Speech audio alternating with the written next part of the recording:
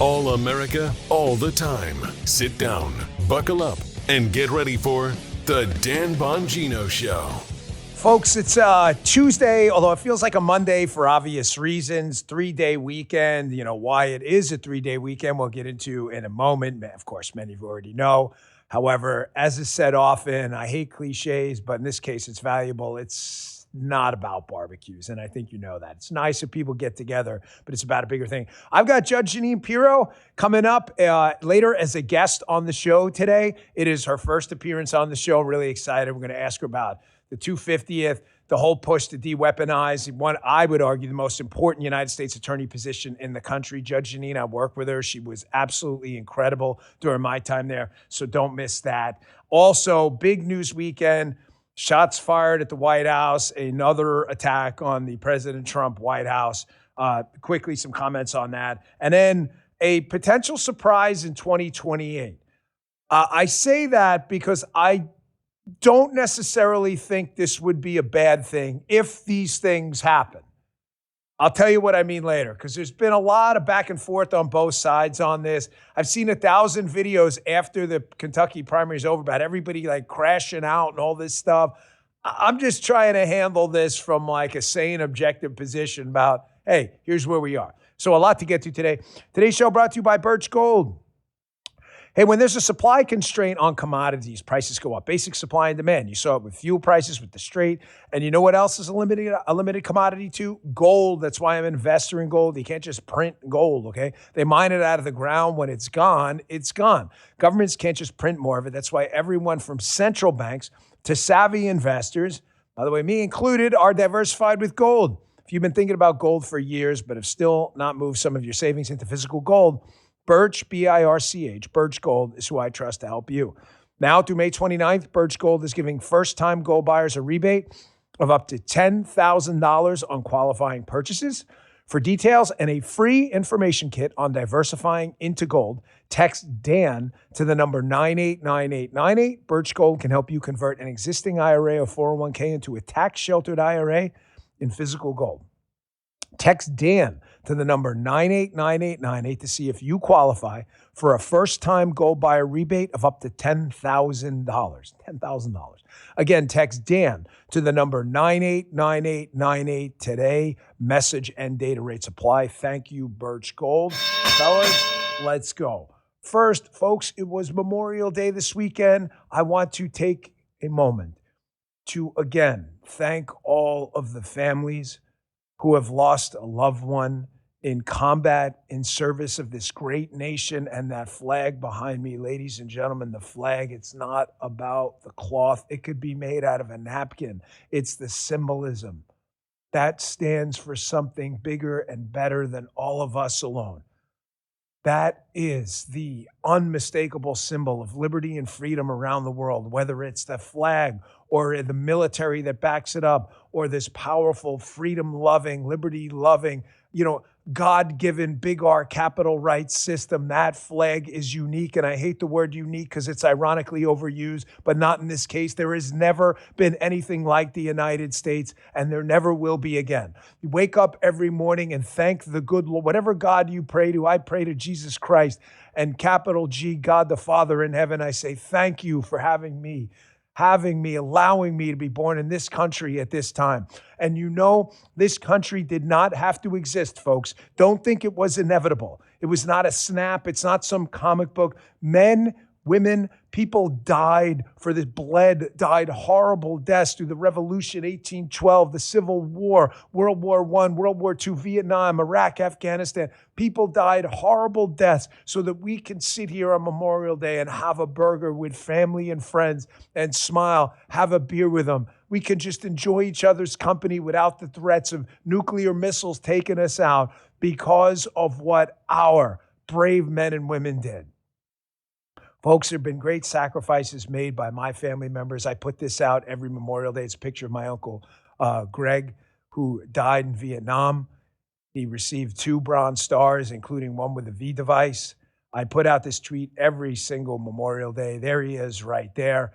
And every Memorial Day, people respond, if you want to look at the tweet yourself, with pictures of their own loved ones they lost in combat. He died heroically. I put his story, his official story as per the United States military out. Again, he got 2 Bronze Stars, 1st Battalion, 1st Infantry Division. That's a big red one, I think, right? For all of those in the chat. But he died south of Thuduck, as I tell you in the story below. They made first contact. He was the lead element of a friendly force when they made contact with a reinforced Viet Cong platoon using heavy machine guns, claymores, and small arms fire. Private First Class Ambrose dashed to the point of heaviest contact, where he provided highly suppressive fire to cover for his comrades trying to get out there. He didn't back away. He joined the fight. Unfortunately, he was mortally wounded, saving his friends, and received 2 Bronze Stars, one with a V device for valor. Thank you, Uncle Greg. I'm sorry I never met you. He died after the Tet Offensive in March of 1968, just a few months after. Good man. My family was changed forever. My grandmother was never the same when she lost her son. And a lot of you out there in your family sacrificed too. I also want to acknowledge my grandfather. He's since passed. He died in 2002. Frank Bongino fought in World War II. I found some of his stuff years back. This is his patch he was the 38th, 39th Quartermaster Division. They delivered basically fuel and supplies to the front lines. There it is right there. That was his patch. I didn't know what this was when I first found it in a bag. So he also had some cool stuff in this bag. He had his prayer book from World War II and a little handy German-speaking guide. And here's his little the mass card thing when he died. And then I found this too. This is a certificate. He brought back a Fabrique Nationale Browning 1910. And it had when they took over the Fabrique Nationale factory, the Nazis in World War II, they would stamp the Nazi insignias on the weapons. I still have that. So it's a family heirloom. He brought it back, and this was a certificate from his captain acknowledging that it was taken from the Germans. So thank you to everyone who served.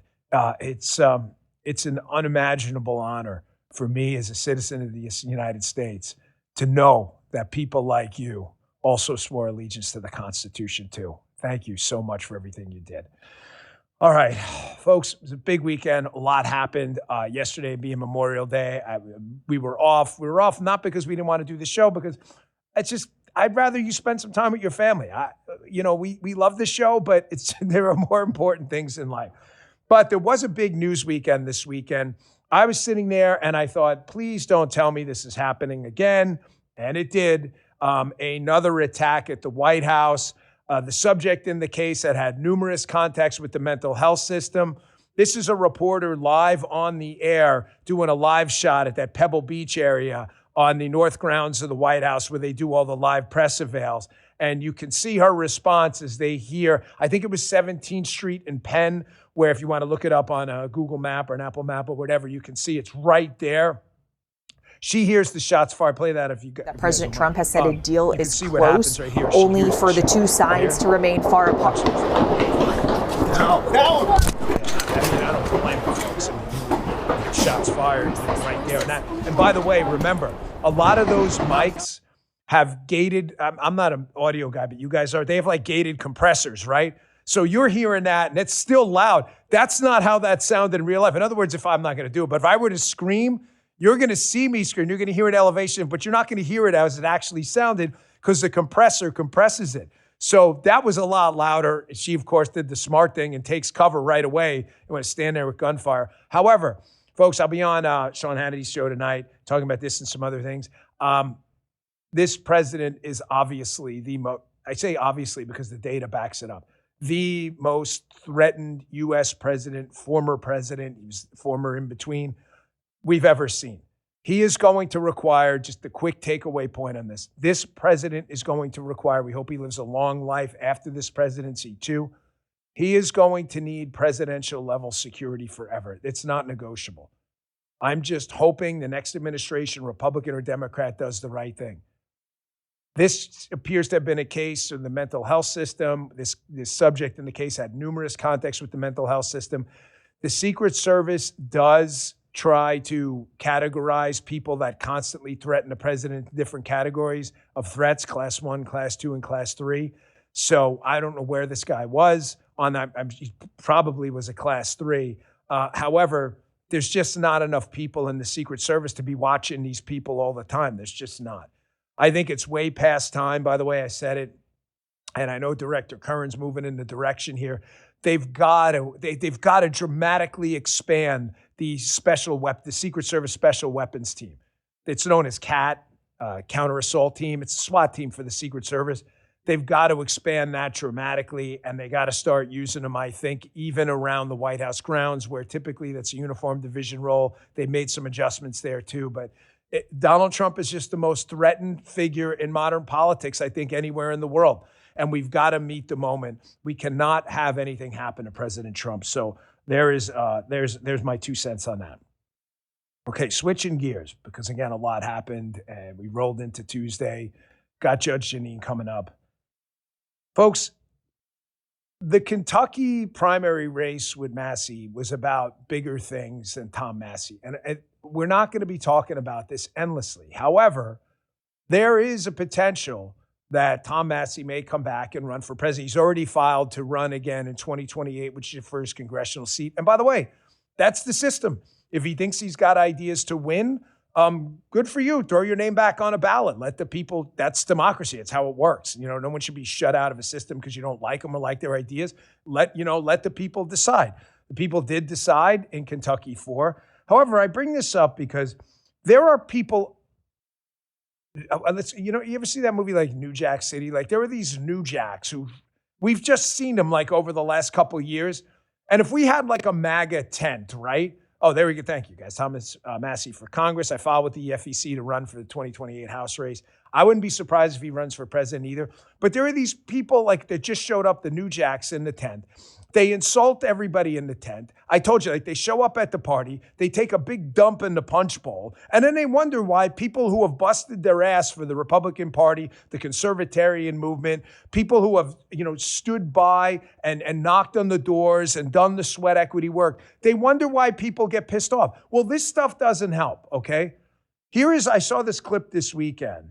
This is Andrew Schultz and Charlemagne. I don't know. So he calls himself Charlemagne the God or something.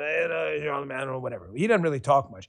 But this comedian, Andrew Schultz, like this kind of stuff really doesn't help calling the voters of Kentucky, quote, retards. I'm pretty confident like that's really not an effective mechanism, especially when you're the ones who fell for the PSYOP and the concentrated interest cause. Not us. It's actually happened. Check this out. I mean, after seeing these retards in Kentucky vote in this latest, I think it was a primary.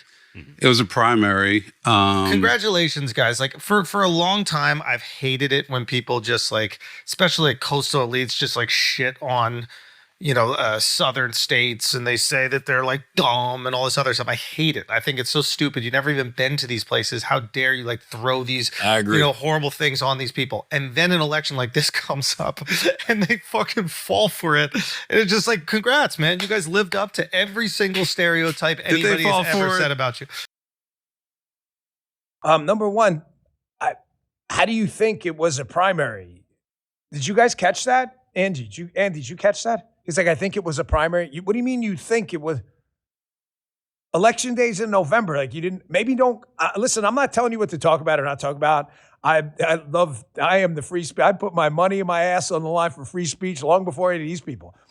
I invest in platforms that people get on there, shit on me all the time. Good for you. That's what free speech is about. But what do you mean you think it's a primary? You don't know how elections work? And you're calling the voters of Kentucky retards? Is anyone in the production room saying, is anyone else, they're the retards? Folks, a lot of these people were never part of our movement. I'm just telling you, like, this is a big op. This is a huge op.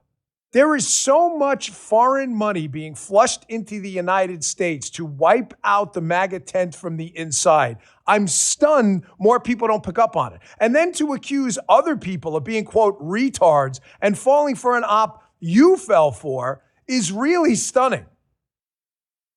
So Massey may run again in 2028. He's not ruling out the possibility. I'm talking about for president. That's hence the title of the show today. He's already filed to run for Congress. Let's go a little out of order. The one where he says that he's going to have a little issue, though, because on the campaign trail, he's already said, like, if he wins or loses, he's not running it. I mean, people do this all the time. I wouldn't necessarily, nail him on this one. However, he did say he wasn't going to run again, and now he's already filed. So whatever, he's got that to deal with. Check this out. I have got to get past May 19th. If I lose on May 19th, I am not doing any more government ever. I'm not running for president, not running for governor. It's a sign from God or the people or both that I, should go back to the farm. All right, whatever. People say that all the time. However, he was it Meet the Press this weekend with Kirsten Welker, or is it Kirsten Welker? I don't really care, to be honest with you. Was on this weekend and is already dropping hints about a presidential run. Now, hold, Braveheart stuff. Before we get there, I'm going to paint for you two scenarios. And I actually think one of them wouldn't be a bad thing. Folks, if you really believe, and I'm quoting someone else, so these are not my words. If you really believe that Kentucky District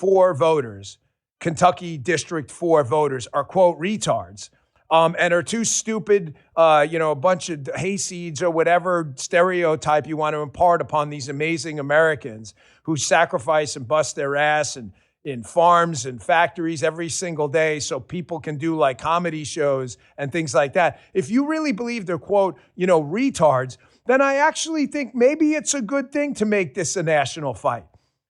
You'll see the clip in a second, but if Tom Massey wants to run on, the president's a pedophile agenda, and he really thinks like Israel's the number one issue for every American out there, and he fell for this psyop because it's not. It's not.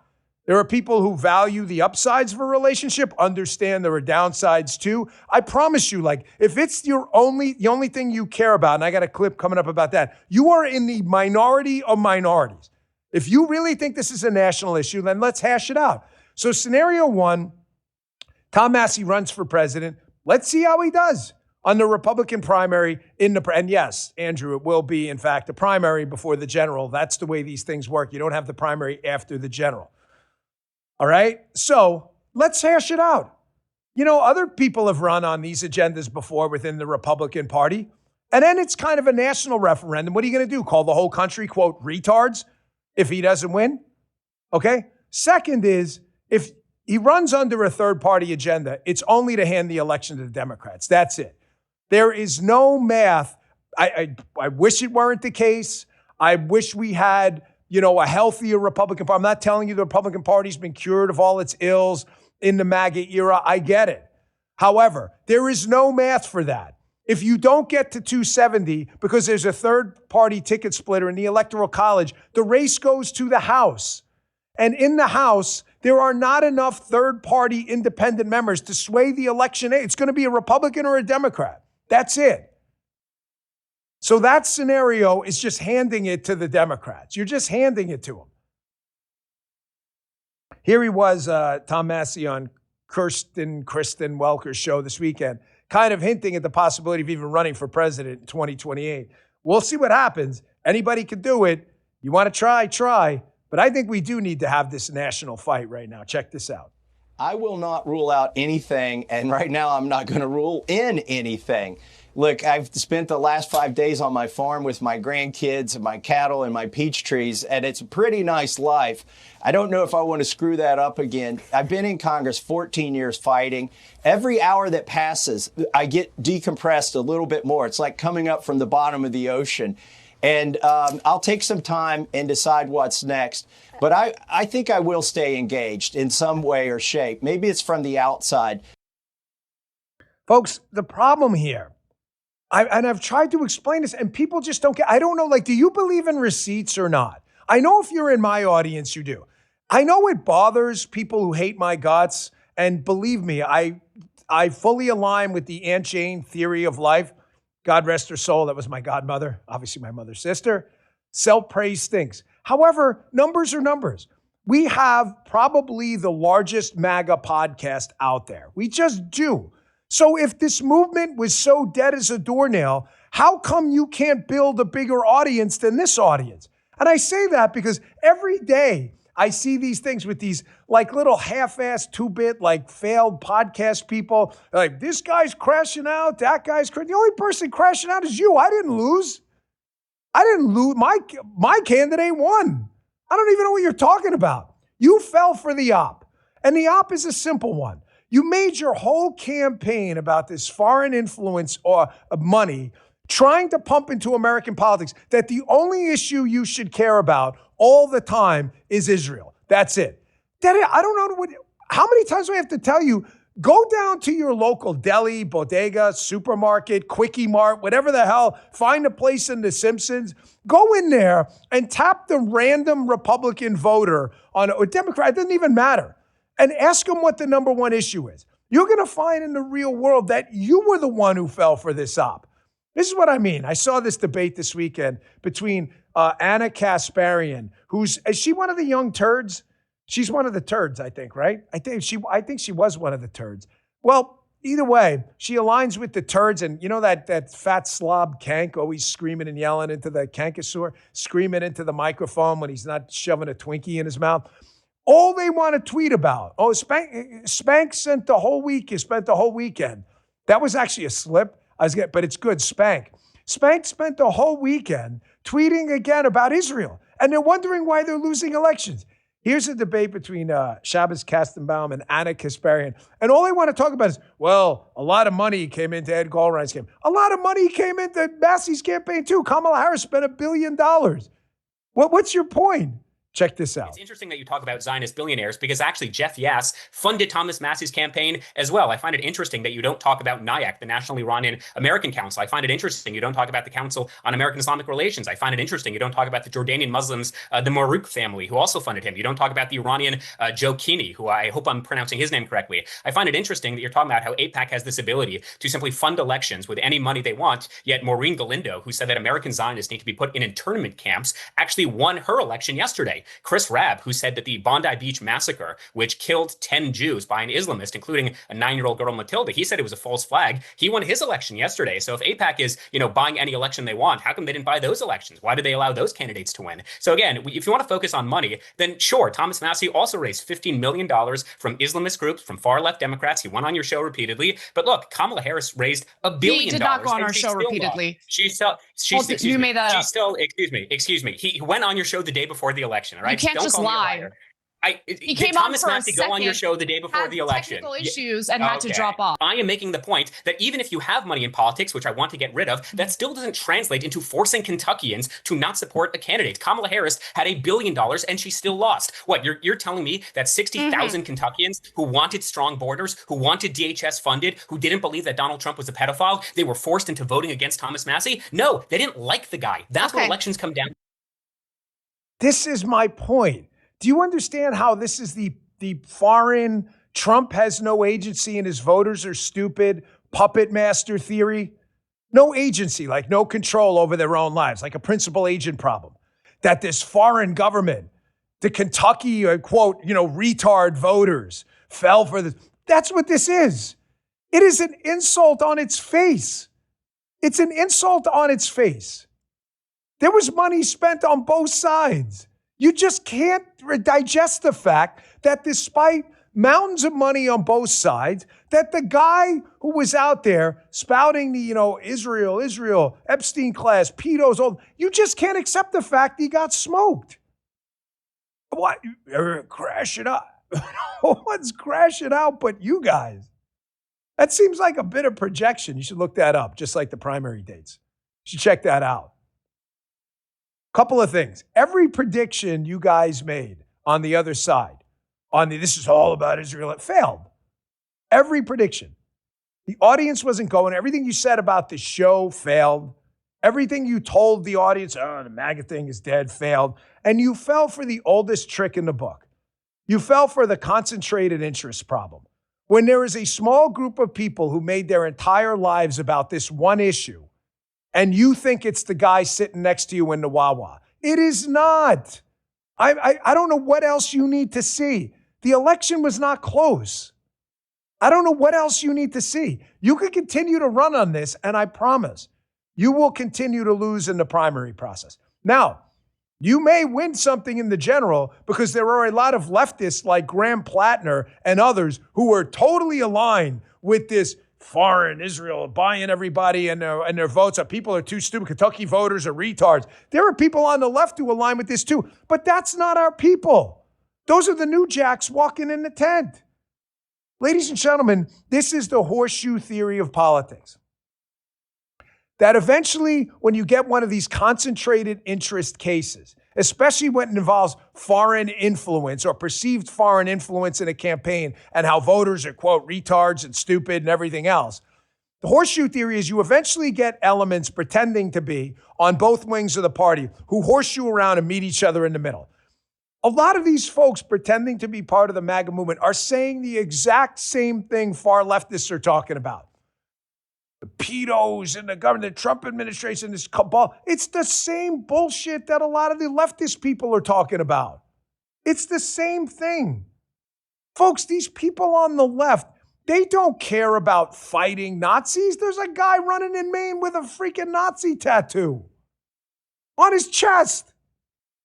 I'm going to show you what I mean in a minute. And some of the most hat tip Maze Moore for this Bernie Sanders compilation. I saw it on Red Steve's Twitter this morning. It is just epic how Bernie Sanders has been saying the same thing since basically the early 1990s, and suckers still fall for it. Whether Clinton was president, Bush was president, Obama was president, Biden was president, Trump was president, he's been saying the same thing, the same. The oligarchy. He doesn't mean any of it. He doesn't care about any of this shit. All he cares about is getting elected and staying in power and buying his 3 or 4 homes, however many Bernie Sanders has. I'll show you that coming up in a minute. Quick break. Let's talk about another one of our sponsors, All Family Pharmacy. I use them, have for a long time. You know why I keep telling you about these guys? Because they're not your typical pharmacy. Listen, people don't need more complications. If you already know the medications you take or want to keep extra on hand, you just need a faster, more convenient way to get them, right? That's where All Family Pharmacy comes in. Preparedness. They've simplified the whole process. They connect you with licensed doctors who review your request, write the prescription if appropriate, and ship your medications directly to your door. No waiting rooms, no crowded pharmacy lines, no insurance nonsense, no hassles. They offer over 400 medications to choose from. I use them. Maintenance medications, emergency inhalers, antibiotics, ivermectin, good travel packs there, methylene blue. I think you saw that. I had the blue tongue last week. NAD I get from them as well, even peptides. You should check them out. All Family Pharmacy. Go to their website. Here's how it works. Fill out a quick medical form online. They handle the rest. Simple, easy, done. Because being prepared is just common sense. Go to allfamilypharmacy.com/Bongino. Use code Bongino10 to save 10%. That's a lot on your next order. Allfamilypharmacy.com/Bongino. Prescription required. Always consult a medical professional before taking any medication. This is not medical advice. Thank you, All Family Pharmacy. Get hooked up with them today. And Helix Sleep. Folks, I slept like a champion last night. We had some fun this weekend with some family. My father was down, so it was good to jump on the Helix mattress. Hey, listen, spring always flips a switch. You know, spring cleaning, clean out the house, tidy things up. You want things more dialed in. Well, dial in how you sleep too. Now is the time to change out your mattress. Paul and I have the Midnight Lux from Helix, Helix. I love it. I was waking up sore, especially in my left shoulder. I have some arthritis, and the mattress just wasn't great. This is, I think, my third or so Helix mattress. The only reason I say I think is I'm not even sure. I had one in D.C. too. It was amazing. Paul and I have been using the Midnight Lux. The difference was immediate. Now wake up feeling refreshed. My sleep score shows it. It is amazing. Get yourself a good mattress. You're on it 8 to 10 hours a night sometimes. What makes Helix stand out is it's built around how you sleep, not some generic robot. With over 20 mattress models, there's no guessing. You're matched to the right one, plain and simple. They make the process easy with free shipping, a 120-night sleep trial, a limited lifetime warranty, and zero pressure. Go to helixsleep.com/Dan for 27% off site-wide, exclusive for my listeners. That's HELIX, helixsleep.com/Dan for 27% off site-wide. Switch that mattress out today. Enter my show name after checkout so they know we sent you. helixsleep.com/Dan. Thank you, Helix Sleep. We appreciate it. So the horseshoe theory of politics, digest it, tattoo it on your brain, think it, own it, love it, because once you see what it is, you'll understand how eventually over time these two groups of people on the what we call the fringe wind up meeting in the middle for a common cause, a concentrated interest. In this case, socialism is the concentrated interest for them outside of the foreign policy issue with Israel. Their domestic policy issue is advancing socialism. Socialism, let's be very clear, is the government takeover of the means of production when they run everything in the economy. That's what socialism is. It has never succeeded. There is no successful example of socialism on planet Earth. Stop telling me about Scandinavia. That's a big government welfare state model. The government does not own the means of production like they did in the Soviet Union, which was a union of Soviet socialist republics. Just look it up. It has never worked. So Mamdani, who's talking exactly like these people infiltrating, the New Jacks trying to infiltrate our movement, they want to just, the system, destroy the whole system that's led to the most successful country on the face of God's green earth. Here's Mamdani this weekend, that socialists are going to have to clean up the mess left by who? Other socialists? Does he realize de Blasio was the mayor? De Blasio was a socialist himself. Cleaning up the mess by who? Listen to this bullshit. Check Socialism is that you eventually run out of other people's money. If anything, my friends, it seems that you eventually need a socialist to clean up the mess.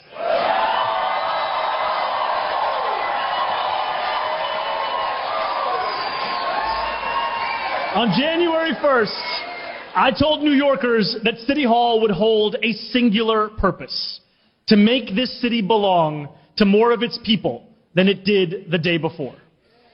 For 102 days, we have endeavored to do exactly that. Folks, the reason I'm discussing this now is it goes back to the issue I opened with in the show involving what happened in Kentucky and elsewhere. Do not mistake a concentrated interest and a rage bot set of posts on X for the real world. It's not. The real world just kicked a lot of people in the nuts last week when they realized, like, oh shit, Twitter isn't the real world. It is not. The world of people who want hardcore socialism in the United States exists only on TikTok, Snapchat, X, and other social media platforms. That is it. Nobody is giving up their private property. No one is giving up their job to work for a government wage. No one's giving up the price mechanism in favor of rationing. That's what capitalism is. There is nobody doing that. This is strictly an online subversive mechanism, foreign governments pumping money into the United States to make you believe that this is some huge grassroots effort to overthrow capitalism. They've been saying the same thing forever. Why do you keep falling for this? There are, listen to me, no successful examples of socialism, communism that have ever worked in human history without torture, enslavement, death, destruction, starvation. There are none because people yearn to be free. It's not some freaking poem, man. It's the real world. Nobody wants to give control of their money, their job, or their kids to the government. They don't, because the government doesn't know shit about your life. That's called the knowledge problem. Look it up in your favorite AI system, Friedrich Hayek, the knowledge problem. The government doesn't know anything about your life. So what do? They do this bullshit AstroTurf campaign they've been pulling for years. If Bernie Sanders was so effective, follow me here, get that Maze Moore clip ready. If Bernie Sanders had such a grassroots army of people that really believe this, that socialism's a better way, we want to work for the government, we want rationing, we don't want to own anything, we want the government to collectively own our businesses, then how come Bernie Sanders has not been able to move the needle on this since the 90s? The answer is because it's bullshit. It's largely foreign-funded ops being conducted on you to make you believe you should forfeit over your agency and your freedom to people like Bernie Sanders, who's never had a real freaking job in his life and is a millionaire himself. Here's Bernie Sanders for decades with the exact same bullshit message. He's been pumping up people's cabooses forever, and people still fall for this. Check this out. This great country of ours is moving very rapidly in the direction of oligarchy. The United States of America today is increasingly becoming an oligarchy. More and more moving toward an oligarchy. We are moving in the direction of oligarchy. We will move even more rapidly in the direction of an oligarchy. This great country is evolving into an oligarchic society. It is called oligarchy, and that is the system we are rapidly moving toward. This is a budget that moves our country rapidly into the direction of oligarchy. A handful of billionaires are moving this entire planet toward an oligarchic society. Start off with the bad news, which is pretty bad, and that is that under Donald Trump, this country is hurtling rapidly toward oligarchy. Folks, he's been saying the same thing for decades. This guy is full of shit. He's got this big mass movement that hasn't moved the needle one bit because the movement's fake. No one's giving up their kids, their health care, their money, or their business to the government. Because what the hell does Bernie Sanders know about running your business? This guy couldn't run a freaking taco stand. And Justin brought up a great point. He's like, man, this guy, if you listen on Apple and Spotify, watch the video. It's on Maze Moore's X account as well. This guy has not aged a bit. But the weird thing is, he's always looked old. Like he looked in 2018, as old as he is, he looked the same way in 93. Usually not aging a bit would be a compliment.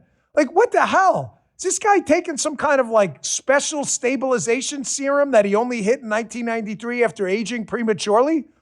He's full of it. They've been running on the same crap. There's this cabal, and they tried it again in Kentucky. There's this cabal of the Epstein pedo class in the White House, and they're stealing everything from you. The only person trying to steal anything from you is the Bernie Sanders class and a bunch of new jacks trying to jump in our tent to get you to forfeit your freedom away. That's it.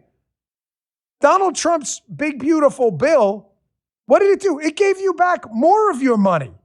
Donald Trump's deregulatory efforts, where there's not a bunch of red tape telling you how to run your business, gave you back agency and decision-making process. Linda McMahon and their push in the Trump Department of Education and elsewhere to constantly support school choice gives you back more of your education freedom to make decisions for your kids. It's the exact opposite of an oligarchy. What are you talking about? Why do I bring it up now? Because there's an election coming up in November. Someone should tell that guy. He's a little confused. But there's an election coming up. They're called the midterms. Maybe inform him, too, that the House of Representatives, they're up every 2 years. The Senate, they're broken up into classes. A third. The Senate races are every 6 years. The Senate term of office is every 6 years. So a third of the Senate is up this year.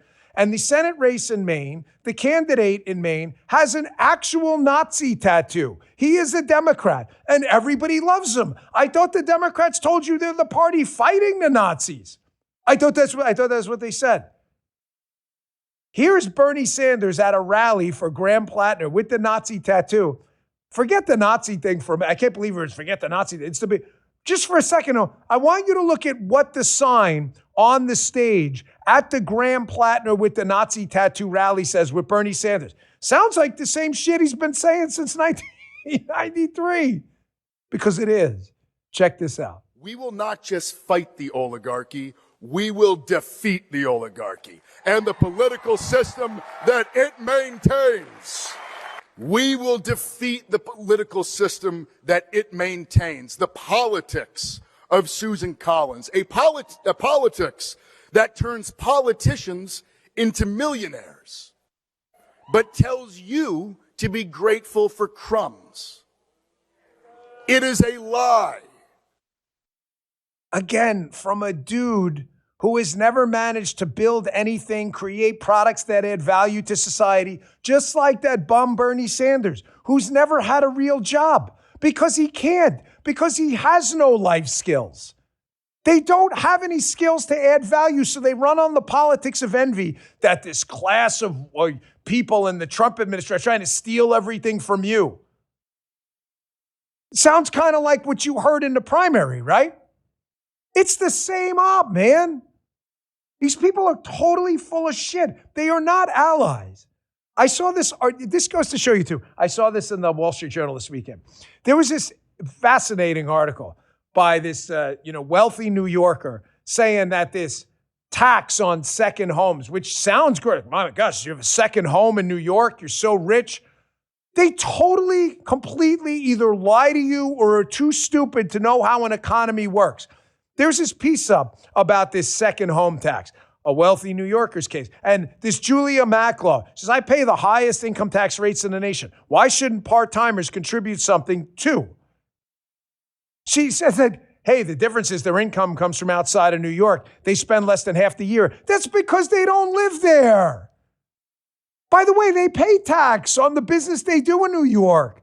They pay taxes when they buy and sell the homes. They pay sales taxes in New York when they buy stuff. Do you realize these people have to lie to you all the time? All they do is run on the politics of othering, like the other guys trying to. They never worry about themselves. It's always about, my gosh, some rich millionaire bought a second home in New York. How is this impacting your life? Some homeowner wanted to sell. A tax was paid on the income they make in New York. They pay sales taxes. And by the way, they don't even live there. So they're not using sanitation services. They're not calling the police. They're not sending their kids to the public schools most of the time. This is like a win-win for you. These people don't get it or they don't want you to get it. There is no in-between on this. Right? I mean, the property taxes, do they not know that? Folks, compare that with the results administration, the Trump administration, which has been racking up W's left and right. And you'll see why the New Jacks trying to infiltrate the 10th want to destroy this thing before the midterms. This is the nothing is happening crowd. It is the biggest bullshit psyop you have ever seen. I got Judge Jeanine coming up in a minute. We're talking about a lot of things that happen. I love when they send out these, they're like, Benghazi's here. Did you miss the Benghazi arrest? I mean, like, are you that stupid? COVID. Did you miss the COVID arrest? Deep state. Did you miss those too? Like, do you guys ever pay attention? Do you know anything? Was it a primary? Yeah, it was a primary. Retards in Kentucky. You didn't know it was a primary? And you're calling Kentucky voters retards. Compare that with the W's administration. The wins racking up left and right. Do you understand that the safest United States in U.S. history by numbers, homicide rate, the crime rate, the safest United States you've ever lived in, you live in now, thanks to people like Judge Jeanine and President Trump, and what happened at the FBI and the DEA under President Trump's leadership. You live in the safest United States ever. Even if you don't believe any of the crime numbers, one number, it's inevitable, is homicides. Nobody doesn't report a dead person, correct? Justin, if you knew someone in the neighborhood that died, it's pretty likely like their family's like, hey, where's my kid? Where's my dad? Nobody fails to report a dead person. If it does, it happens rarely, and they'll find some body floating in a river. It is so rare. The homicide rate is the lowest it's been in modern U.S. history. There's no argument in numbers. But I want you to see how, again, horseshoe theory, how the left-wing media aligns with the bullshit nothing is happening when tons of things are happening crowd to make you believe shit that isn't real. Here's Ken Dilanian, Fusion Ken Dilanian, one of the biggest scam artists in the media, guy who's been called out so many times for like running bullshit ops on people. Here's Ken Dilanian, hat tip Mays Moore here, back in 2024, when the Biden administration got caught fudging the crime numbers versus the crime numbers now. So just to be clear, Biden's team fudges the crime numbers. He defends them. The Trump team cleans up the crime numbers, and I'll get to that with Judge Jeanine in a minute, how they did that. And he doesn't believe them now. This is all bullshit. This is horseshoe theory summed up in one clip. Check this out. The latest numbers from the FBI, which come from cities, by the way, the FBI doesn't make these numbers up, showed that violent crime overall declined by a rate of 3% in 2023. The Republicans and others are pushing the narrative that this data is wrong, that crime is somehow up when it's down. Violent crime has declined significantly over the last few years and appears to be continuing to decline. It's a good news story. It's too bad that not everybody is prepared to accept it. Sources are telling us is that there's no larger number of fugitives or arrestees being taken off the street. It's just simply a numbers game. It was remarkable to hear Kash Patel really lean into these stats, which our sources say are basically bogus. These stats do not reflect additional suspects being taken off the streets, is what our sources are telling us. These stats just don't add up, and Patel is claiming credit for things that really aren't real. Ken Delanian is a moron, folks. I lived it. Ken Delanian, Fusion Ken, who's been exposed even by liberal outfits as a deep state media hack, is totally full of shit. What Ken doesn't want to tell you is, put up that House GOP thing. The Biden team was fudging the numbers. So were a lot of liberal police departments. By underreporting, by not waiting for reporting to come in. We were the ones who cleaned up the numbers. And because President Trump told places like Washington, D.C. and elsewhere, you better clean up your reporting and get us an accurate number, it's even more impressive. It's even more. Here, House GOP 2024. Discreetly revised data shows violent crime has increased under this administration despite misleading claims from Democrats. That was under the Biden team. Ken Delanian doesn't want to tell you anything about that. And then when the homicide rate drops off the face of the earth by both percentage and raw numbers, he doesn't want to admit any of it. It's the horseshoe theory. He's no different than the New Jacks, trying to tell you constantly, despite amazing, unprecedented things happen, nothing's happening. They didn't do anything. What did they do? They did everything. You know how many people are alive right now because of this crime crackdown? They are totally full of shit. Then they told you nothing was happening. Nothing was happening in the fraud scheme, too. Vice President Vance and Colin McDonald, the Assistant Attorney General, have been absolutely cleaning up on these fraud schemes. Here's just a quick hit on a ton of more arrests they pulled down on this thing. Stuff's happening all over the place. They just want you to believe nothing's happening so you don't go out and vote for more good things to happen. It's an op. Learn to see through it, and you'll never get fooled again. And you won't be as the retards in Kentucky. Check this out. Today, we are announcing criminal charges against 15 defendants in Minnesota for fraud schemes that targeted over $90 million in taxpayer dollars. Let me be clear up front about something. This is not the end of our work in Minnesota. This is not the end of the beginning of our work in Minnesota. This is the beginning of our work in Minnesota. The fraud here in Minnesota is shocking. I'm just going to tell you, man, that opening clip has really bothered me. I've referenced it a couple times. I mean, can you imagine? You live in Kentucky in God's country out there. You do nothing more than go and exercise your God-given big R right to vote for the candidate of your choice. You've done nothing wrong. You go to church, you work hard, you take care of your kids. Maybe you take your kid to a sports game once in a while, University of Kentucky football game or something like that. And some elitist snob podcast dude is calling you a retard because you fell for the nothing is happening op. Yeah, Donald Trump's just sitting in D.C. to do what? To make more money like he needed it? You think Janine and me and others who went in there and gave up successful shows, and she was on The Five. It's only the most popular show on TV. Pete Hegseth had a great gig going. You think people are doing this to go there and jerk around and do? What the hell is wrong? While you're sitting on your podcast couch, Kentucky voted retards. Here's another. Here's even little things, and they're only little because President Trump does so much. It's like dog years with President Trump. Like a year of President Trump's like 7 years of everyone else. Here was another thing. You folks out there, you ever had your air conditioner repaired recently? I live in Florida. Air conditioners break down here in Florida all the time, like every 10 minutes. So I had a guy in my old house come by, HVAC guy, and he's like, Dan, these systems are just garbage. I'm like, how are they garbage? Like cars have gotten better, computers have gotten more powerful. He said it's the lefties. They can't make an HVAC system under these ridiculous government regulations work anymore. He said, if you have an air conditioner made in the 80s, it's probably better than an air conditioner that was made 5 minutes ago. I said, really? He said, yes. He's like, it's not me. It's not me. It's these systems. He goes, I can bring in 5, 6 other ones. They're probably going to still have issues too. That was all because of the green hysteric. The world's going to end it. Bernie said, the oligarchy's going to do it. Here's President Trump. Again, A little thing in his world, a huge thing for everyone else who just doesn't want to die of heat exhaustion in their house in Florida and get a freaking AC that works. Here he is signing some regulations to make sure you get an air conditioner that works. This is the Donald Trump racking up W's agenda. Check it out. Today is my honor to be discussing the taking of a very historic action to substantially lower costs for consumers, protect hundreds of thousands of jobs, and save Americans well over $2 billion a year by officially terminating the Biden administration's ridiculous regulations imposing costly requirements on refrigerators and air conditioners.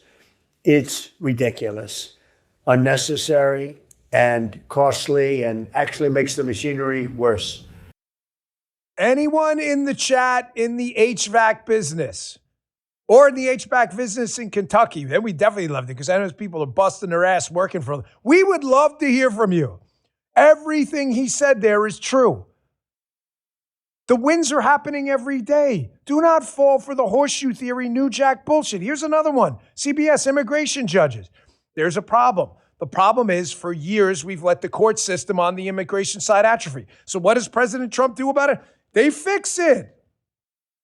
Exclusive, the Trump administration this week onboarded more than 80 new federal immigration judges in their push to expedite deportation and their crackdown on illegal immigration.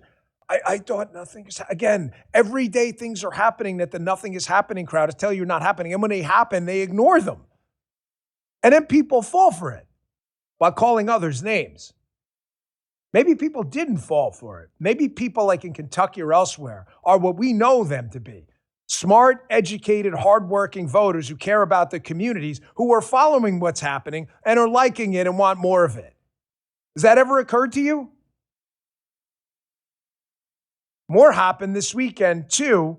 There's been another, it's still going on right now up in New Jersey. That, folks, they do this all the time. Everything that Bernie Sanders, far-left AOC Democrats, Graham Plattner, and everyone does is performance art. Like the oligarch. They're the oligarchy. Everything is performance. So what do the Democrats do? There's an ICE facility in New Jersey. Now, here's what the Democrats won't tell you. Because they know it's Memorial Day weekend and there's probably not going to be any public visitations, the Democrats, of course, do you guys know this? They show up and they're like, hey, they did this strategically. Well, we demand to be let. They're keeping us out. Nobody's keeping you out. You did this as performance art. So there was a bunch of chaos. There's a bunch of chaos we saw this weekend. You see this, an ICE facility, of course. This is all they have. Folks, keep in mind, a number of these people in this facility have orders of removal because they committed serious crimes in the United States. So what happens? The performance art Democrats who show up want these people released into your communities. They want you released in their communities to rape, assault, burglarize your homes, rob you, and potentially murder you because they don't give a shit. Most of these people, I guarantee you, don't even live in this community in New Jersey. The only difference is President Trump and his Department of Justice and his ICE team and DHS right now aren't having any of your bullshit. So, of course, the Democrats in front of the mic, I want you to advocate. I want you to just be honest, Democrats. Just say, like, we want rapists and murderers back in the community. Just say what it is, because that's what you want. Of course, another thing happened this weekend on the immigration front, because, again, I keep hearing, it wasn't just over injustice, but in DHS, too, I hear the doomers again. President Trump's not doing enough about illegal immigration. Really? I lived it. Are you kidding me? It was priority number one for the administration to lock down the border and make sure illegals left the country. Now he's taking it even a step further. If you're applying for citizenship through the visa green card process now, a lot of these folks are going to have to go and do it from overseas. Oh my gosh, that happened? Yeah, that happened. Again, in the context of all the President Trump's massive changes, this may seem like a little thing. It isn't. It isn't. In President Trump political dog years, where he does 7 years of work in one, this is how much stuff happens that you miss out on if you don't watch shows like this and you listen to the doomer shows. Check this out. There is an enormous change in U.S. immigration policy tonight. The Trump administration says any non-citizens in the country who have applied for a green card must leave the country indefinitely, even if here legally, and regardless of whether they have a spouse or children. Then they have to wait for their green card application to be processed outside of the country. Folks, please, I'm begging you as a friend. As a friend, we've managed to maintain, despite all the nonsense and crap, an unbelievable friendship with you all out there over years and years of doing this show. I'm just asking you, common sense wise, like not to my own, because you guys get it, but the people who may pop in and out of the show and fell for the doomerism, just think for yourself. Just go look this stuff up. That stuff happened. The crime rate collapsing happened. The homicide rate happened. The border being closed happened. ICE deporting people and murderers out of the community happened. President Trump's war on red tape and regulation, even for things like freaking air conditioners, school choice, and other issues, happened. His reforming of the immigration process happened. The redistricting efforts where Republicans have come out on top happened. All of this stuff happened. This happened. Please, man, just do the receipts are there. And don't fall for the Ken Delaney and bullshit, who when Biden's team got busted cold manipulating crime data, he went and said, oh, these guys are terrific. And then the minute Trump cleans it up, well, I don't know, Kash Patel, he doesn't know what he's talking about. These aren't people who've been taken off the street. Really, Ken? Ask Ken to look up what, a UFAP warrant is. Here, he was Ken Silverstein at The Intercept, the CIA's mop-up man. LA Times reporter cleared stories with the agency before publication. Who's that article about from 2014? Ken Delanian. So here's what's happening. You have people inside the FBI, there's still, who are hiding, who've been buried, they buried themselves like ticks in the FBI. They go and leak to Ken Delanian because they weren't able to do in their Joe Biden FBI what we did in take bad guys off the street by expanding our partnership with state, local, and territorial and tribal law enforcement agencies. They just weren't able to do it. You weren't able to produce President Trump's crime rates being low and homicide rates being low. So what do? You go lie to Ken Delanian, who's more than happy to be your mop-up man. You just got caught if you're not seeing the live streaming yet. Thank you to everyone in the stream channel, too, for tuning in live. I love the live stream because the show doesn't take callers. So you're all callers at this point. You can all jump in, dive in the day after Memorial Day. And again, thank you to all of our families out there who sacrifice. I've got Judge Janine. Dan, I absolutely love your desktop. It's just gorgeous. Mars Lewum in the chat. This is a Paula design. Paula did this. So big hat tip to Paula, the queen. She designed this whole studio. It was her idea. All the stuff in the background, even the brick. The bricks are from New York, and so is they're real bricks. That's not like wallpaper or anything like that. And then that iron piling right there is from New York too. So hat tip to Paula. She designed all of this, so she did a great job. Thank you for noticing that. All right, I got Judge Janine Pirro coming up in an interview that promises to be fire. Don't miss it. Stay tuned. Quick break here. Hey, summertime expenses in 2026 are stacking up faster than ever. From those pricey family vacations and record gas prices to looming tuition and camp fees, for many of us, it feels like the only option is to swipe the credit card. Well, that's not a good idea because it leaves you trapped in a cycle of high interest debt. Homeowners, we have a way out for you. American Financing. It's not about shortcuts. It's a real strategic plan to reset your finances and reclaim your budget. At American Financing, they specialize in building plans tailored specifically to your goals.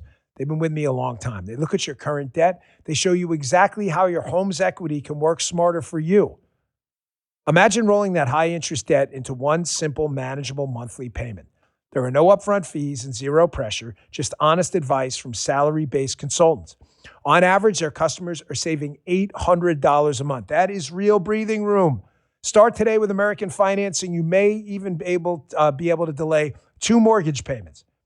American Financing. They're America's home for home loans. They've been with me a long time. Write this number down. Give them a call. 888-994-7660. That's 888-994-7660. Or visit them online. It's a .net address at americanfinancing.net/Bongino.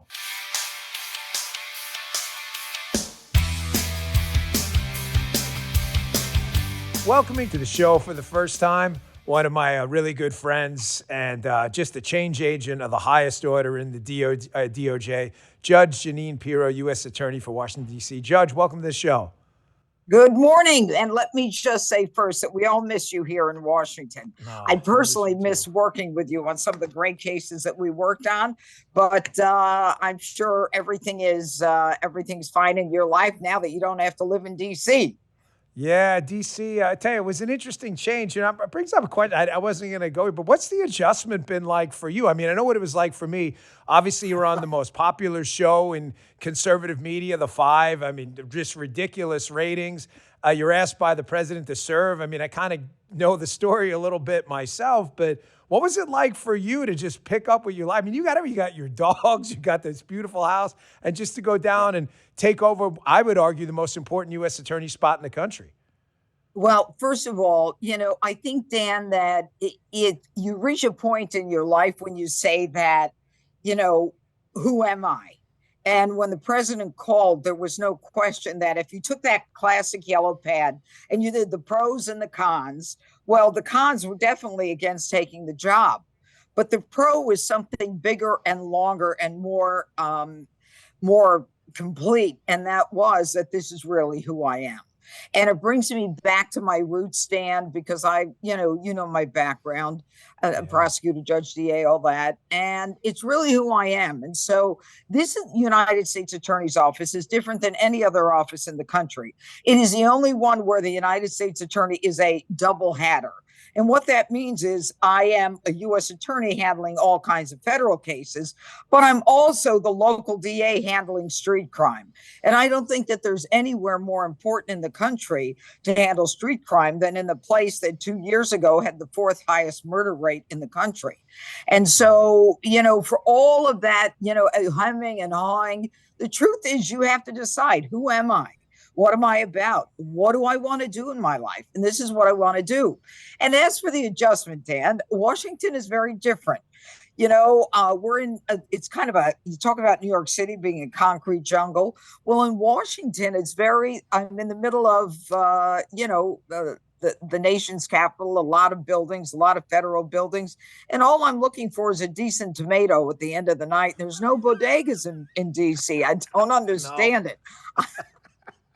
But it took a while, but I'm happy now. No, I know you've been, we had, many an office meeting together. And I got to tell you, it was such an honor to work with you. I just want to tell the audience too and get your perspective from the inside. When you came on, you were such a transformative change agent that what I liked about your take was you said, I don't care how they did it in the past. And I'll give two examples of things you did, in conjunction with us and your partners over there. You came in and you said, listen, Benghazi, Bakush, like this guy's been, they've wanted this guy forever. Like, why didn't we get him? And the answer basically was because we just didn't want to, I guess. Like they just didn't want to put in the effort. You said, bullshit. Like, we're going to go get this guy. And you did. And we got him. And, he's got his right to a trial, everything else, however. But it's more about process than anything. And second, I remember sitting in my office after Operation Viper in Memphis. And we were sitting there. And you looked at me like, we're going to do the same thing in D.C. The boss wants to clean it up. I said, let's go for it. And you just went in there and said, I don't care if we haven't done it in the past and put our feds on the street. We're going to do it now and look at the amazing results. Two incredible things you did. Well, it's almost good to come in and to be somewhat blindfolded in terms of what was done, because I know what works. I mean, I did what I did for 33 years. It was real clear to me that there was a malaise, that this office was a neglected office. And Bakush in particular, there's one thing, Dan, that I'm going to share with you that I really haven't told anyone. And I don't know if you recall, but in 2012, we were all talking about Benghazi and unfortunately, the death of Ambassador Chris Stevens and the other three operatives who were there, the CIA, at the compound there. The truth is that we fought talking about whether or not it was a peaceful protest that went awry, or whether it was, people just went there to burn down the embassy. And when I got into the office, I said, pull the Benghazi file. And so we pulled it, and we had drones, Dan. We knew what was going on. And I looked at these drones, and it was clear to me, Dan, that There was no peaceful protest. There was no one who got there and said, we object to the United States being here. These MOs, they're MFers, they came in with rocket-propelled grenades because they knew what they were going to do. And when they couldn't break into the ambassador's residence, they went out and they got fuel to burn him out. And I remember saying to the prosecutors in the room, Dan, well, the nation and Hillary Clinton, we were all fighting. It was a peaceful protest. No, it wasn't. Yes, it was. No, it wasn't. We know for a fact that it was not a peaceful protest. The drones made it clear they came there to tear the place down. And I remember saying to the prosecutors, did you know the whole country was going crazy about whether or not this was a peaceful protest or it was just a brigade that came in to tear us down? And they said, well, yeah. I said, well, why didn't you guys say something? And they said, it's not our job. And I said, you know what? You're right. It wasn't your job. But now that I'm here, I'm going to make it clear what it was. The truth is they came there to kill people. There was no question about it. And so at that point, I got an indictment for the ringleader, Bakush, and with you guys, with you and Cash, we were going to get over there, and I can't say where, to bring him back. And I was at the FDOC at the transfer of control, and Cash and I were the first ones on the plane. I wanted to look at this guy. But yeah, it's incredible. Unless you go in there and say, I want this done, inertia rules. And I couldn't allow that. And the other thing is, DC, street crime, you know it as well as I do, Dan. And it's all about, as you know, broken windows. I'm taking the lowest crimes and we're going for it. But here's the problem in DC. The problem in DC is that we can't charge you with a crime if you're under 18. And that means if you're 16 and 17 and you just burglarize or you assault someone with a deadly weapon, I can't prosecute you. I can only prosecute you under what we call Title 16 in DC if you commit murder, rob one, burglary one, or sexual assault one. Those are the worst crimes, and only if you're 16 and 17. Then I can come in. So all of these juveniles who eventually reach the age of 18, and I get my hands on them, they've got a record a mile long because they've been taken to the family court. There's no real consequence. The purpose is rehabilitation. It is not retribution. It is not punishment. It is not deterrence.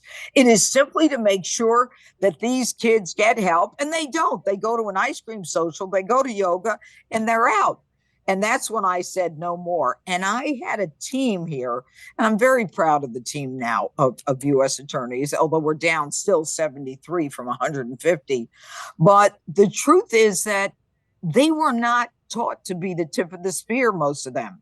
In Superior Court, I had to fight with people to ask for detention, which is bail for us in New York.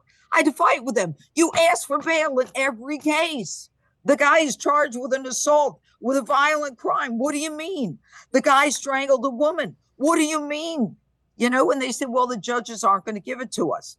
And Dan, it's the whole changing of the mentality. And it's going fine here. We're much better than we were. And folks, you may forget because, I always say, like, Donald Trump political life is like dog years because he does so much so fast. The last year and a half, right? Feels like 7 to 10 years. You can't believe it was just a year and a half. I mean, everything that's happened's been so transformative. But, the crime in D.C. has dropped almost geometrically. And I bring up the broken windows example because you and I are very friendly with Rudy Giuliani. Nobody knows New York State law enforcement better than you. I mean, you lived it. Yeah. But the theory of broken windows, which you and I discussed in my office many times, is the idea that crime is not rampant. Crime is rampant in a small group of people. They commit 80+% of the crime. So if you go and get these people off the street, it drops. And the results you brought forth for the president, who could not have been more supportive of these efforts, by the way, he hates it. Judge, the president's not doing it for politics. He's not running again, and D.C. wouldn't vote for him anyway. He just hates it. He drives around the streets of D.C. He sees a homeless problem and crime. He goes, fix it, Judge, fix it now. He could not have been more supportive. You did it. And look at how much the crime rate's dropping. Imagine 3 years what it's going to be with more of these concerted efforts. Well, the president has made it very clear that, he wants DC safe and he wants it beautiful. And the interesting thing about that, Dan, and you're so right, you and I get it. It's not just safe, it's beautiful. And beautiful speaks to the broken windows. It speaks to if you live in an area where there is no respect for property or the quality of life, people just treat themselves and each other differently. So making it beautiful, as soft and benign as that may seem, is very relevant to making it safe. And when he came in and he said, well, I'll give you whatever you need, and he brought in the federal support. And the truth is, you're so right. It's that 20% that are the force multipliers. They are the ones who are committing the violent crime. And unfortunately, in DC, you made reference to the fact that he would never win in DC, and he didn't. 95% of DC voted for Kamala Harris. And that is reflected when now and then we'll get a grand jury. They'll say, no, we don't want to indict someone for assaulting a cop, even though the statute is perfectly attuned and set for that particular scenario. They'll say, no true bill. Or, the classic sandwich case. That's the one that everybody laughs about. Under the statute, that is a crime. And they were like, they're not going to indict and they're not going to convict. And it's all about grand jurors saying things like, is this part of the president's surge? Well, if it is, what's it to you? Well, they won't indict. And it's really that simple. And so by bringing in our federal partners, whether it's, the marshals and the FBI, and we've got the Park Police, the Capitol Police, the Metropolitan Police. And I can't talk about this without giving credit to Mayor Muriel Bowser, who has joined the president and joined us in making sure that DC is safe. And the MPD is a great police department. Sure, they've had trouble, with deflation of numbers. And my office did that investigation before anyone else did. And now when we talk about a reduction of crime, 50, 60%, it's not just a reduction based on the numbers. It's even more because they had deflated the crime numbers, meaning that the real crime numbers were actually higher. And so the drop in crime is even more significant because there were problems within the department where they were trying to lower crime. Now, let me give you an example. So if you go to if there's a robbery, for example, in a CVS or a drugstore, the police would come and they'd take a report. And then after a while, they'd say, you know what? We're going to come in once a month. You give us the reports of how many robberies you had. So then they would file it as one robbery instead of 22 robberies that month. Right. So the drop in crime that President Trump doesn't get enough credit for is even more significant. And so I think the word on the street now is that they're going to prosecute you and they're going to fight. And I tell my prosecutors every day, you're the tip of the spear. You go into that courtroom and you go into that courthouse, you are representing the person who didn't want to be here in the first place. It's the criminal who made the decision to victimize another human being. And we're there irrespective. If the judge pushed back, if the jury pushes back, that's not your problem. I'm your problem. And if you don't make sure you fight with all of with vigor and with everything that we've got, then you don't need to be in this office. So we have turned things around and I'm very proud of it. Judge, that's such a critical point you just brought up, that this president is not about bullshit or fudging the numbers. Like, if this president wanted to fudge the numbers, he would not have had you look into it, because looking into the crime manipulation scandal in D.C., like you just said, would, by simple mathematics, make the problem worse, not because the problem is worse, but just because the math was corrected. So he said, fix it anyway, and we're still going to reduce the crime rate. So I just want to tell the audience, what the judge said there is really important. You brought something up before, too, I wanted to hit on. And again, for the audience, this is not any kind of excuse, but just an explanation, because we were dealing with the same thing at the FBI. When the president swears in, obviously, is 47, obviously, you and I met and ran into some people who just weren't having it. They were there for politics. I'm not talking about all of them, but a good number of people were there because of politics. They didn't swear allegiance to the Constitution. They swore allegiance to the Democrat Party. A lot of them left. Some of them were fired. In our case, it was about 10% of the workforce. But in the DOJ and the FBI, but you in particular, it's just not easy to bring people on board. You got to make sure you get, people who want to adhere to the Constitution, people who they have to be obviously qualified attorneys. So you're getting there. But I guess the gist of the question is you're dealing with some heavy personnel turnover and basically a shortage right now of U.S. attorneys and still getting the job done. It's so true. I mean, there are people who have been here, Dan, that, they've watched us come and go, and they have absolutely no concern about what the priorities are for a particular administration. Well, that's very different than the way I see things. And what I've been able to do is I have been able to recognize who is competent, who is essential, who has institutional knowledge that I need to keep.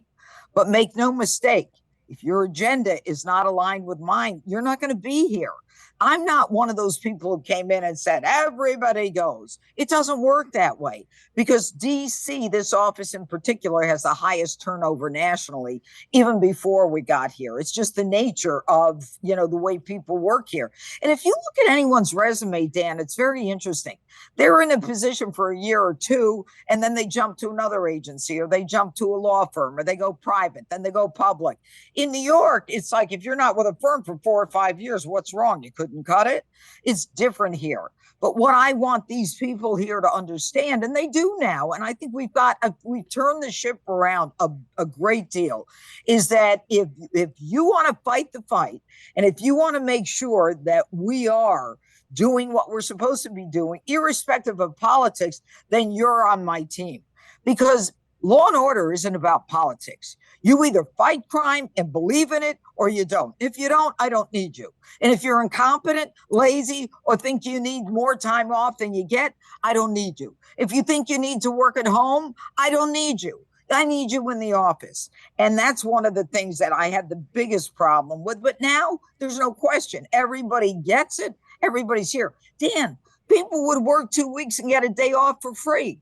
Wait a minute. If you work 2 weeks, that means every month you get 2 days off in addition to sick, in addition to vacation, paternity, maternity. We've got mental health leave. We got every freaking kind of leave. The only thing we don't have is dog bereavement leave. Okay, everybody's on leave. Everybody's at the doctor's. Everybody. And then I got to tell you, my favorite is it was going to be windy one day. Maine Justice sends out an email saying, don't come in the next day. It's going to be windy. Are you kidding me? You get your ass in the office and I'll tell you if you don't need to be here.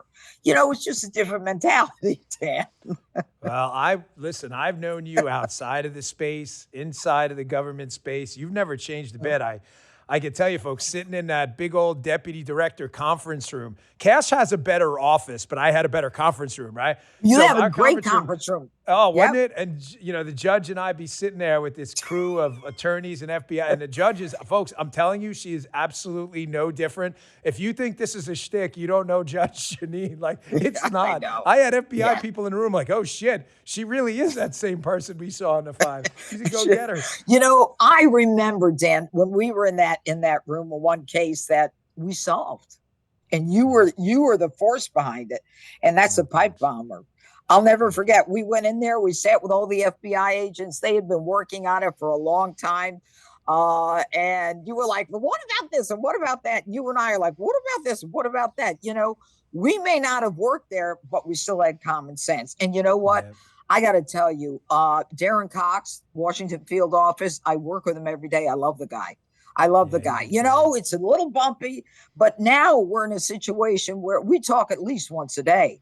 And it's a phenomenal place. Once you get everybody on the same page, there's incredible resources, intelligence here. And but I think your listeners and your viewers should know that pipe bomber wouldn't have happened without you. There's no question about it. You were like thorn in your side. You weren't leaving until that one was I know. I drove them nuts. Those guys, I was like, no, not good enough. Nope. Yeah, Darren got it from day one. Like, he understood. Yeah. Like, you're getting Darren's this guy. As a matter of fact, I remember, when we got the a suspect in the case, I remember I was sitting down and I get a call, and whenever, just like you, when you get a call on your work phone, it was almost never good. Like, it was always a problem. No one's calling you to say, hey, what'd you have for breakfast? More scrambled eggs. So it was Darren, and I was like, what happened, Darren? He goes, you sitting down? I go, oh, shit. Yeah, What? I hate it when he What says happened? that. He goes, I'm pretty sure we got a suspect in the case. I was like, you're kidding. And he's like, no, remember that thing we did? I said, yeah. And I said, all right, good, man. You and I know you got to run, but last question here, but you and I started, it was kind of trial by fire. There was no intern period. I think it was week 1, those 2 diplomats were shot in Israel. We get woken up at 1, 2 in the morning. You and I are on the streets at the crime scene. And it was just like, there was no stopping. It's horrible. But yeah, it was horrible. It's horrible, Dan. And the truth is that we just announced we're seeking the death penalty against Elias Rodriguez for the cold-blooded murder of Yaron Lashinsky and Karen Milgram. The truth is that watching their bodies being taken off the street, put in body bags on a rainy, cold night in D.C., bad stuff. We're going to end this. I mean, I was only there a couple months. I think that was like week 1. And I thought, it was the first week I was in. That's the first night they woke me. They were slamming them. I remember you came in, you were sleepy. I was late. I could tell. Because they were knocking on the door and I can't hear anything. And I live a little bit away from the scene. So you were there way before. Sarah Milgram, by the way, Sarah Milgram. Sorry. Yeah. Sarah Milgram, Yaron Lashinsky. Yeah. So one last question. The 250th, obviously no specific threat that we know of. Everything's being monitored. But the 250th, you're the U.S. Attorney for D.C. A lot of people going to be in D.C. I'd imagine you got your office on, with the antenna up and going for this. Yeah. Well, there's no question, Dan, and we've seen it before. People cross the country and come to D.C. to commit political violence. They see D.C. as the place where they can express their political violence, whether it's Lackenwall and the shooting of the National Guardsman or the White House Correspondents' Dinner, Cole Allen. We're going to see more of that shooting of Secret Service. But we are in high alert until the 4th. I believe there's going to be an infusion of even more National Guard. If we don't make this nation's capital safe, then, woe is the United States. And we're going to do everything we can, and we continue to do everything we can to make sure that people can come here, enjoy this country. It is a beautiful country, the nation's capital, all the monuments.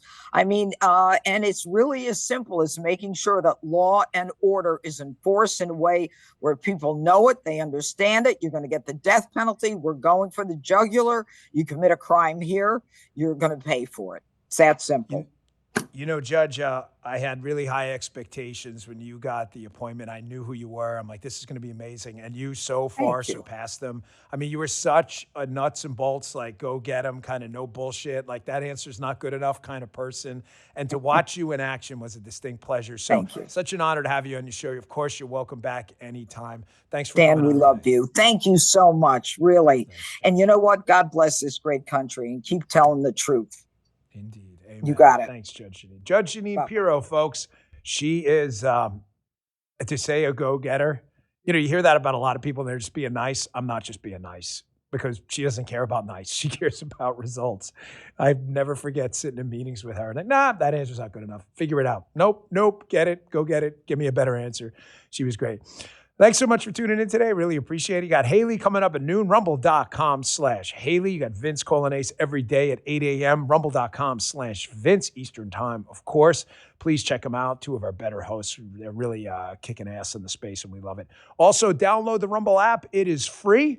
If you want to watch online, you can do that too. Rumble.com/Bongino. Just click that follow button. Really appreciate it, folks. I will see you back here tomorrow, live at 10 a.m. Eastern time. See you then. Hey there, I'm Vince. I'm Haley Caradia, Host of Vince. host of Scrolling with Haley. You can always catch my show right here on the Bongino Report. Live, 8 a.m. Eastern, weekday mornings. Weekdays at noon. If you miss it, no worries. The show will always be right here and anywhere you find podcasts. Thanks for watching.